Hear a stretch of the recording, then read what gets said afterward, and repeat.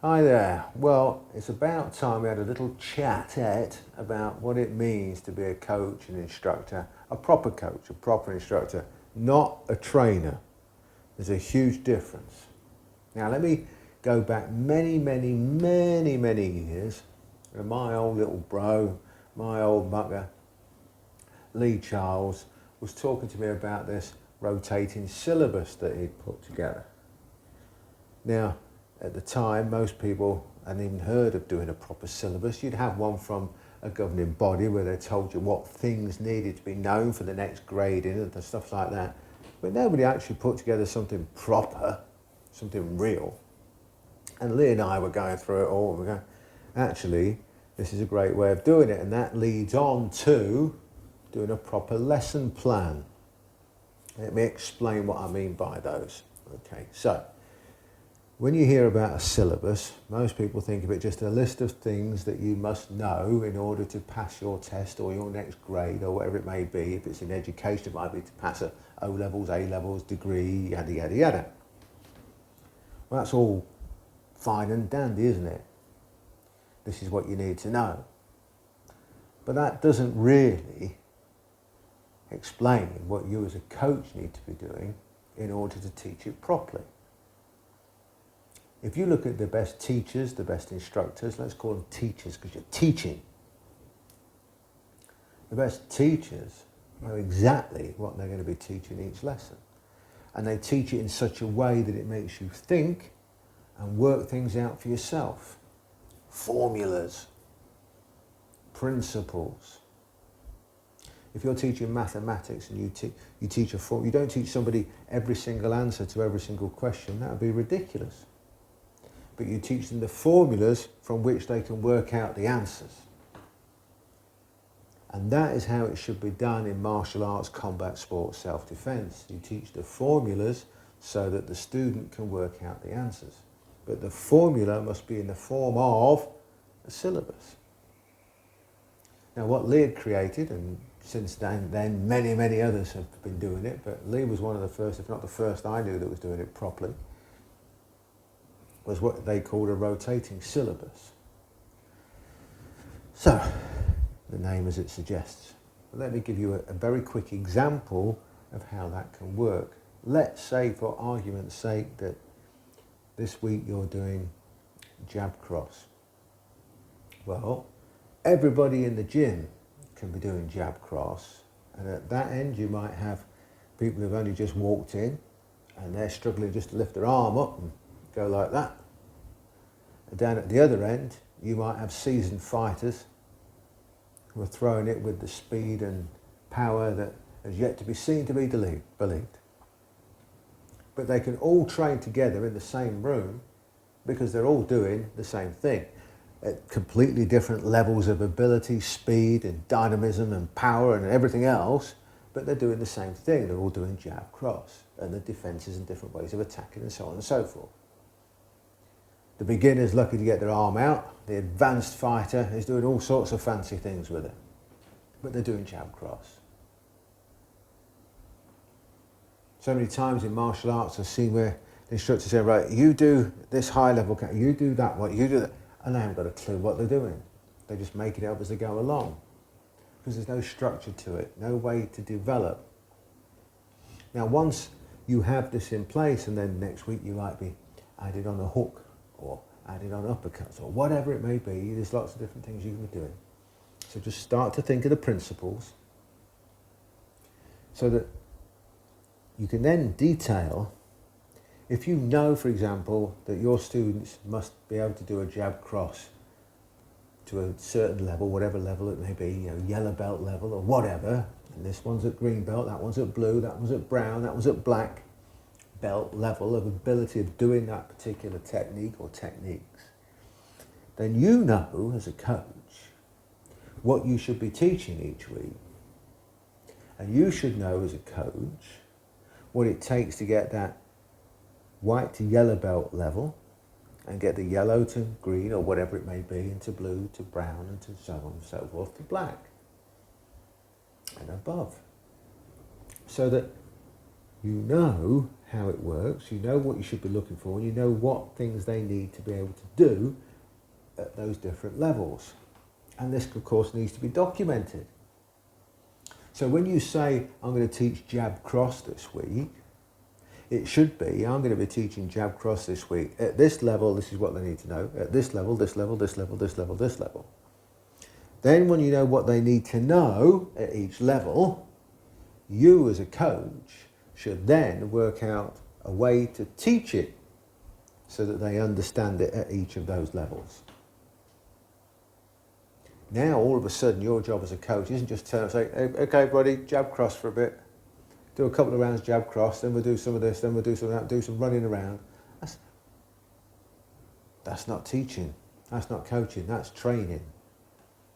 That's just, anybody could turn up and do that. That's why a lot of people have very lower ranks teaching, supposedly. They're instructors. They're not. They're just glorified fitness trainers.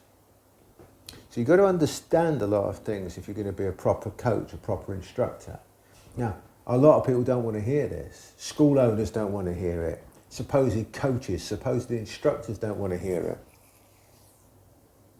Because they don't want to admit that they've been doing it wrong, are doing it wrong, will continue to do it wrong, and probably, in many cases,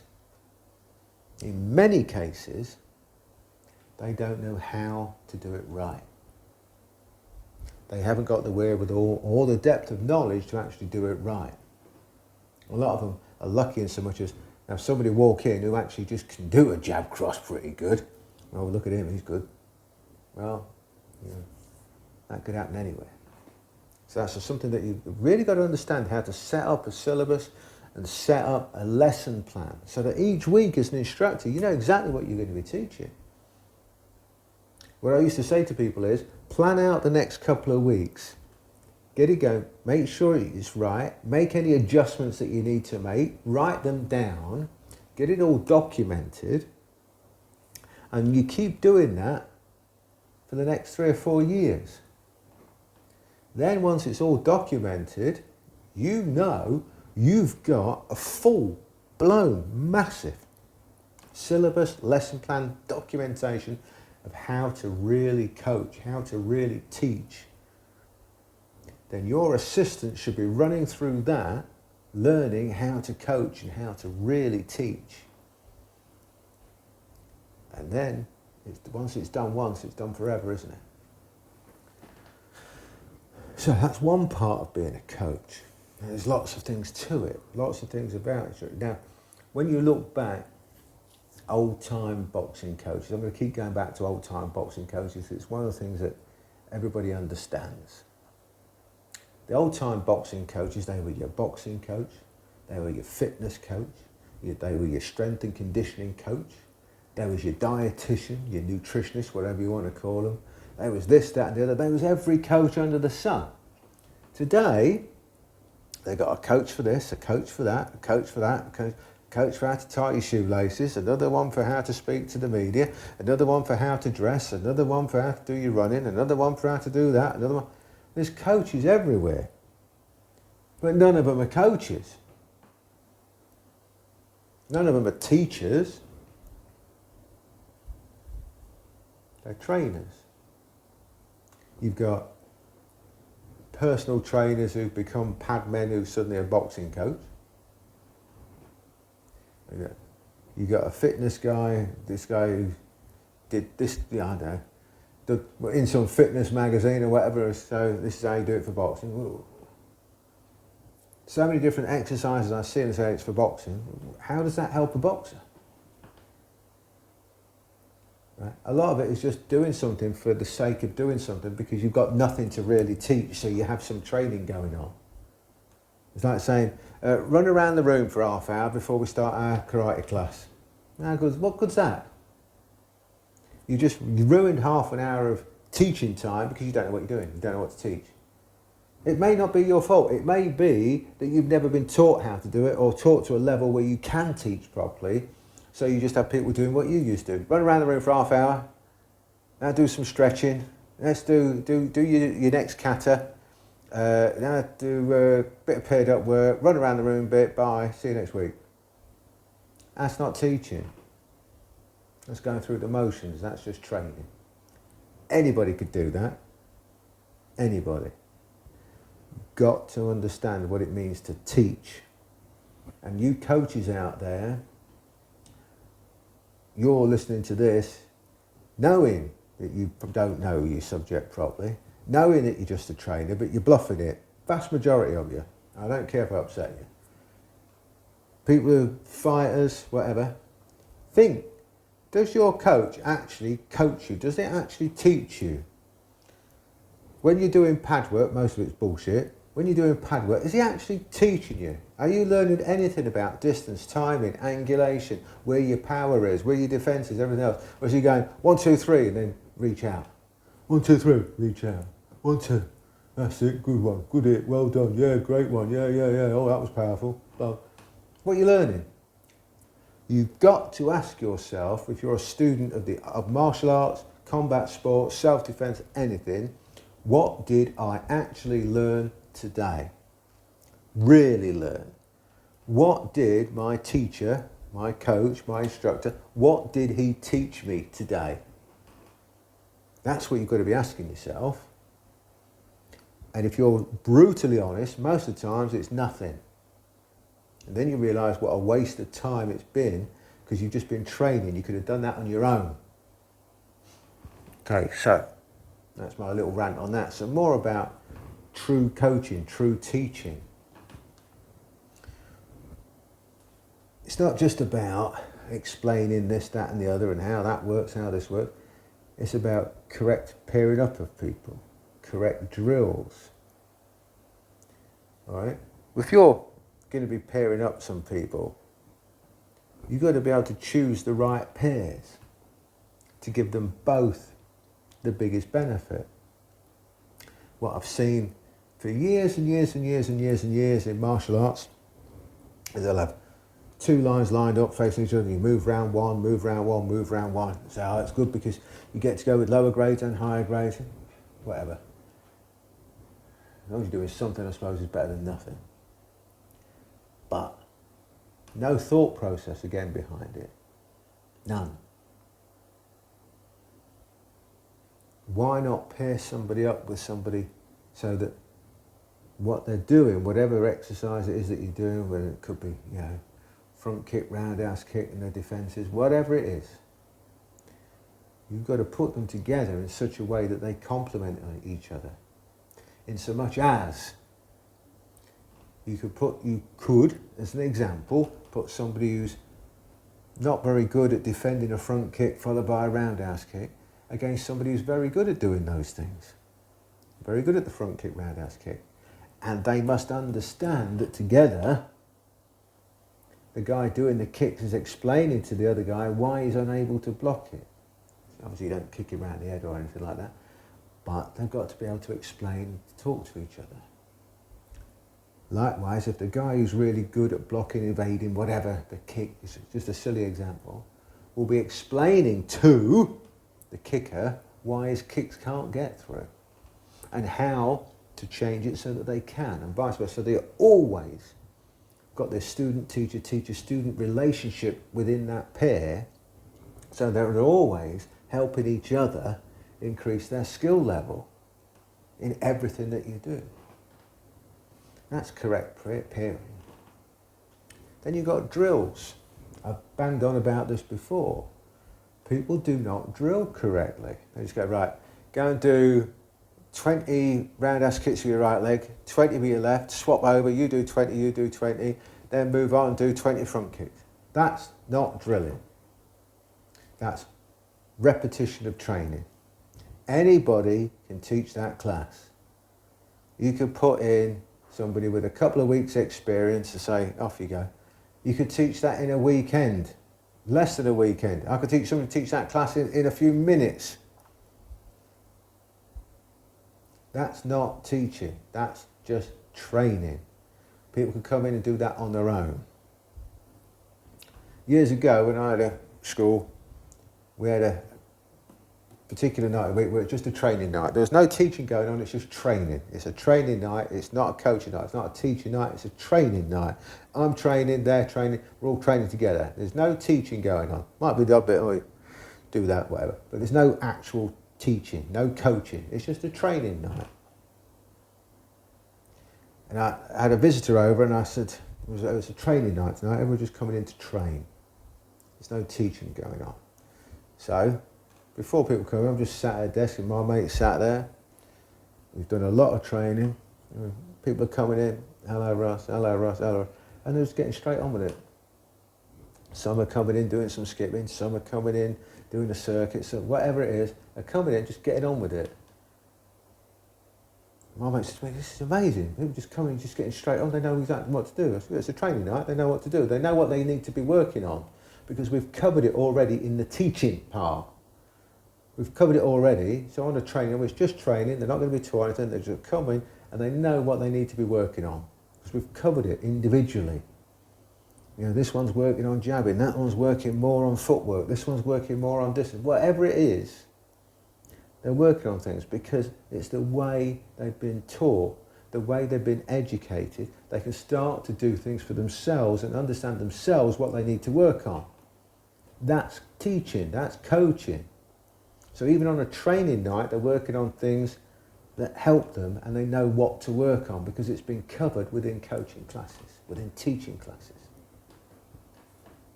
There's a whole array of subjects that the coach must know about. Don't need to be an expert in everything. It's highly unlikely that you can be an expert in everything, all right? But if you're a sports combat coach, you know that your fighters have to be on weight. You know they have to be fit and conditioned and this and that and everything else. Well, old school, very rare you see people missing weight. These days people miss weight all the time. And they've got every fancy coach under the sun. They've got every single thing they can to monitor it. They've got every single bit of equipment you can think of. Old school, put some army boots on, blah, blah, blah, get out and do your running. Don't eat.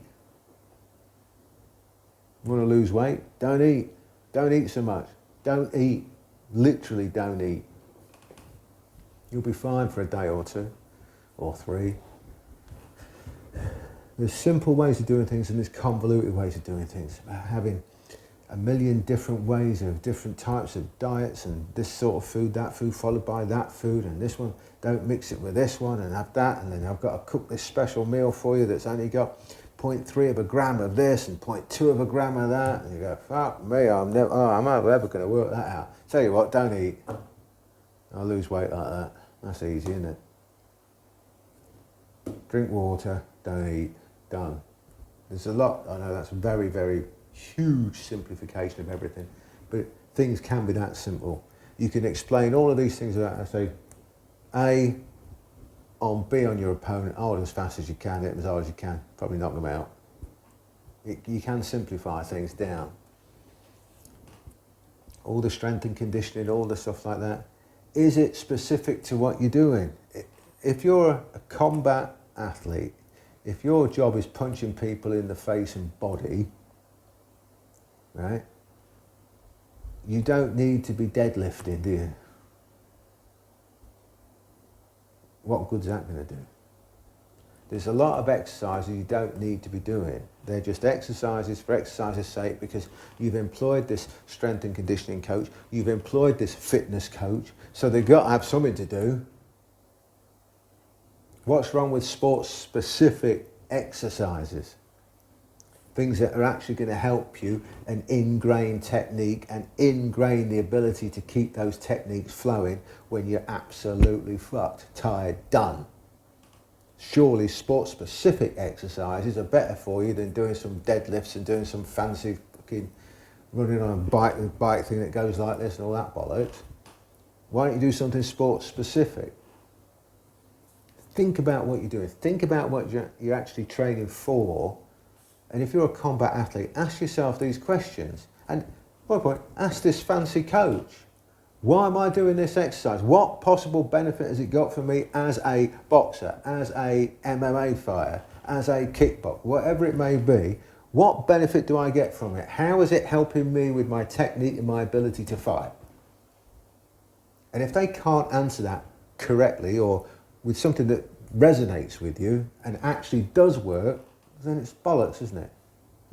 All right, moving on. Other things that coaches got to understand. Within what you're teaching, you've got movement, balance, footwork, distance, angles, alignment,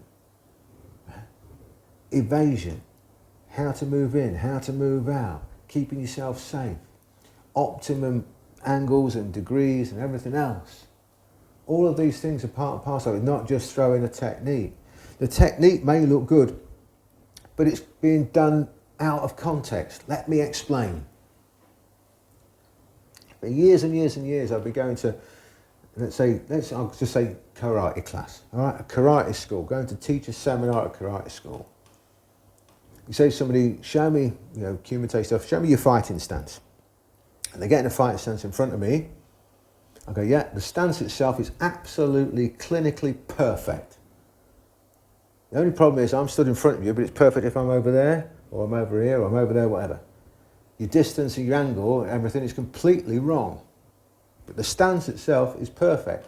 So if you took a photograph of them, a photograph of their stance, you look at it and you go, that is one hell of a perfect fighting stance. It's absolutely crisp, clean, the best I've seen. But it's totally fucking wrong, because I'm not where he thinks I am. He's set for me just here or whatever, but not for where I'm stood. And I'm just stood there, not moving around, I'm standing here, show me your fighting stance in front of me. You're fighting me, show me. And you can do that with every single combat sport. Where would you be? And you as a coach have got to understand where they are and explain to them if it's right or wrong, and understand this distance, angles and everything else where they should be. Because a lot of times people just get that bit, just that basic bit wrong of where they should be. If that's wrong, everything else is going to start to fall apart, is it not? So that's just a small part of what needs to be done as a coach. You've got so many other things. You've got to understand, not only the physical stuff, but the mental stuff. Some students, some fighters need to be shouted at. Big Paul back in the day, he needed to be shouted at. Some people, you shout at them and they just, I don't want to know, leave me alone. Some people need gentle persuasion, coaxing, cajoling, whatever it may be. You've got to understand that on an individual level and a group level. You've got to be able to build camaraderie between the group. An esprit de corps, as they say, the old saying goes. You've got to be able to build that team mentality, and also obviously the individual within that team. So that everybody in the team is looking out for everybody else. Everybody's trying to elevate everybody else so that everybody's skills start to rise quickly and efficiently. All of these things have got to be put in place. It's not just the physical, it's the mental as well. You've got to understand when people are down, when people are up, when people are sad, when people are happy, when people are this, that and the other. You've got to understand and help direct that in the most positive way. That's another part of being a coach. You don't need a bloody psychiatrist for it, a mental health coach and all this stuff. A proper coach understands enough of this to do it. Problem is, we haven't got many proper coaches. We haven't got many proper coaches. And a proper coach, proper instructor, proper teacher, understands how to put all of this together on an individual level and a group level. And obviously all the individuals within that group, of course, that's what I mean. So that each lesson, if there's a group of you there, each lesson to each individual person feels like an individual lesson for each one of them, not a group thing. Okay, everybody, do 20 kicks. That's group training. Okay, everybody, we're doing front kick. You're around with each individual person. Move this, do that, do that, whatever, that's good, that's how I want it. Whatever corrections need making, you should be able to let them know about the corrections. demonstrate, obviously not as good as the top fighters, but demonstrate the problem that's there. You can overemphasize the problem. I always say to my people, I'm going to exaggerate what you're doing just to make it obvious. Then what I want you to do is look at my exaggerated version of your mistake, let's call it. Look at the exaggerated version of it. You're not doing it anywhere near as bad as this, but this is the kind of thing that you're going towards. And I want you to do this, do that, so that they know to work on it. That can be done individually. Everybody's doing a front kick, for example, but you've gone around each individual person, checked on it, advised on it, gave a reason and an example of what they should need to be doing to help correct or help improve. And then you're watching to make sure that they're making those corrections, those improvements, and giving the right level of encouragement for that individual person within the group. That is coaching, that is teaching. The rest of it's just training, it's just bollocks. Now, part of that coaching, part of that teaching, part of that instructing is that you get each individual student, combat athlete, boxer, whatever, to learn self-correction. What do I mean by that? Well, they know how it should feel, what muscles they're feeling, how their balance is feeling, how everything is feeling, how the whole body is connected when they're throwing a certain shot or whatever. Let's say just a simple jab, a distance jab to the head. They know how it should feel when they're doing it. All different types. It might be the same jab, but everyone's slightly different, isn't it? All right? Think of the analogy of a game of snooker, a game of pool. The cue stroke is basically the same. You've got to push it straight. But every shot is completely different on the table. So just like every jab you do, it's going to be slightly different. So they've got to understand, even though it's a slightly different jab, because everything's slightly different, the basic principles, the fundamental underlying principles of that jab to be successful, they've got to understand as an individual, as the combat athlete, as the fighter, the boxer, the student, the yellow belt, the black belt, every single one of them has to understand at their level, and hopefully a little bit beyond, what it should really feel like, the whole body feel when they throw that jab and it's a good one. And when it's not, they should be able to self-correct and understand what they were doing wrong at the time so that they can correct it on the next one and the next one and the next one, and understand how to make things better themselves. That means that you've been teaching correctly, coaching correctly, instructing correctly. Anything else, sorry to tell you, it's just training. And if you're a trainer, shame on you.